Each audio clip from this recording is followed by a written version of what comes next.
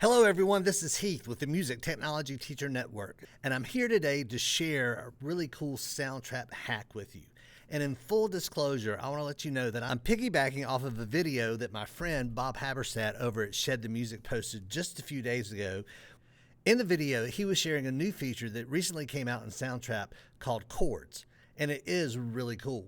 And if you don't know Bob and Shed the Music, I would definitely encourage you to go check out his website and his YouTube channel, and I'm going to put links to those in the description down below. So shout out to Bob and Shed the Music, and thank you for the inspiration for this video. So as I was playing with the chord player and the demonstration that Bob showed in his video, it was very similar to a project that I do with my students. And one of the things that he mentioned in the video, just in passing, that he was trying to do, I realized that actually, yes, you could do that. And it's a hack, and maybe you do know about it, maybe you don't. But I think it's really helpful. So to show you this, I'm going to go over to the piano roll view so I can see the notes of the chords down below.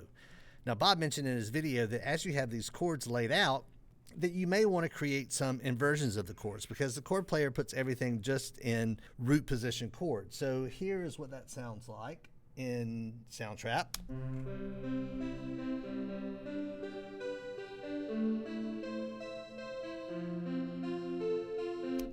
If you wanted to take some of these notes that go high and shift them down an octave, one of the things that he mentioned how to do this is if you right click, or if you're on a Mac keyboard, if you hold the control key down and then click, you get this pop-up window and you can change the octave by selecting -12 down here at the bottom. Or you can see it go back up, go back down. So, which is really useful. But if you're like me, I like shortcuts that work even quicker than that. And so the question was, can you shift these notes without using the pop-up menu? And the short answer is you can. Now, on the Apple keyboard, what you're going to use is the Command key and the Shift key along with your arrow keys over on the right. So if I wanted to shift a single note down an octave, all I have to do is hold the Command key and the Shift key and then press the down arrow. Check this out.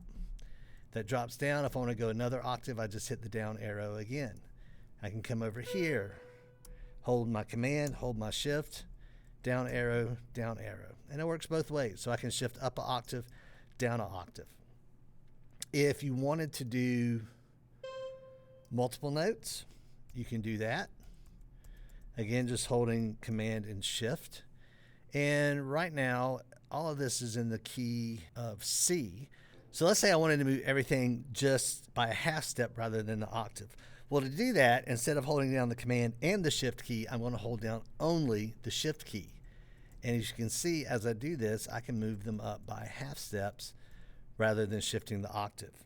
Now, again, if I hold the Command and Shift at the same time, I can shift all of these chords up an octave at a time. And if you're wondering what happens if you just hold the Command key, well, if you look up top at the track headers in the track, if I hold the Command key by itself and I use my arrows up and down, you can use that to adjust the height of each one of the tracks. So, yes, the option, the Command and the Shift keys along with your arrow keys are really very handy when you're in Soundtrap and you just want to shift notes either by a step or by an octave. And if you're wondering if this same hack works with GarageBand and Logic, the answer is yes. The only difference is instead of using the Command and the Shift key for GarageBand and Logic, you're going to use the Option and the Shift key. So if you use Option Shift, you can move those notes around an octave at a time. If you use only the Option key, you can move it a step at a time. If you enjoyed the video, please share it with colleagues and other people that might find the information useful. I'd love to connect with you. You can find me on my socials at MuTechTeacherNet. That would be on Facebook, Instagram, and YouTube. I also would encourage you to check out my new Substack, MuTechTeacherNet.substack.com. My Substack includes articles, essays, and blog posts about all things audio, media, production, and technology oriented. It is super, super helpful when you hit those like buttons, and especially if you subscribe to the YouTube channel or to the Substack. And don't forget the awesome resources you're going to find at Shed the Music. Look for all of these links in the description of the video below.